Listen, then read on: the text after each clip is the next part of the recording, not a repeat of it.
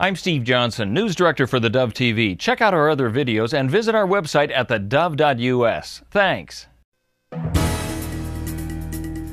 Good evening, or morning that is. I'm Steve Johnson with a reminder to get our app on your smartphone or tablet. You can also watch theDove on our website or on our Roku channel. In the news today, the search for bodies continues for those fleeing the effects of the war in the Libyan area.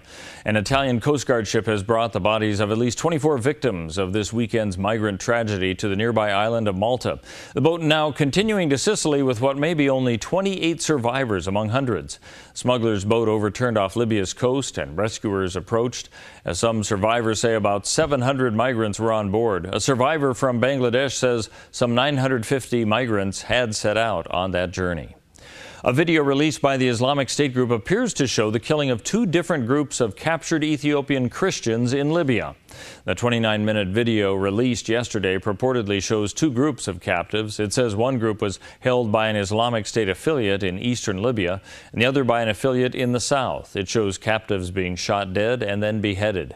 It was not immediately clear who the captives were. The video bore the official logo of the Islamic State media arm Al-Furqan and resembled previous videos released by the extremist group. Despite evidence of more Christians dying at the hands of Islamic militants this weekend and a potentially catastrophic financial default of Greece in the offing, President Obama told Americans there is no bigger threat to the planet than global warming. In his weekly address, the president said 2014 had the warmest temperatures on record. This at a time when key temperatures are said to have been altered since the 1950s to show a warming trend where data had been manipulated. This winter was cold in parts of our country, as some folks in Congress like to point out, but around the world, it was the warmest ever recorded.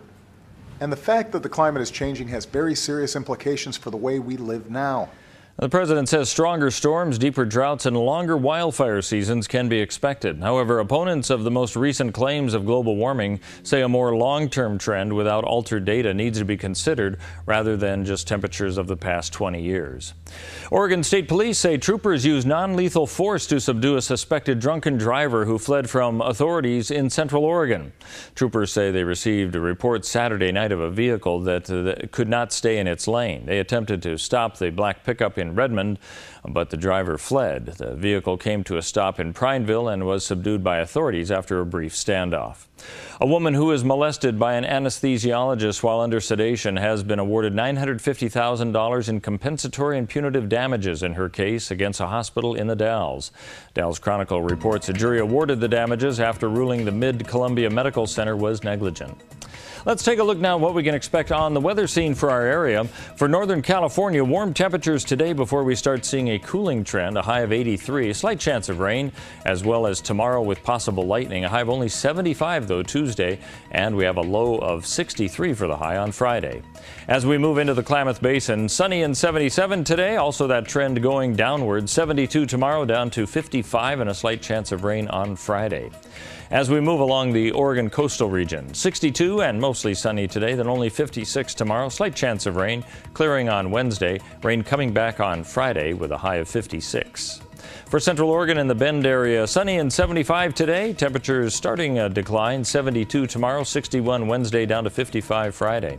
And for Southern Oregon, we can expect 84 today and sunny, 72 Tuesday, 65 for Friday.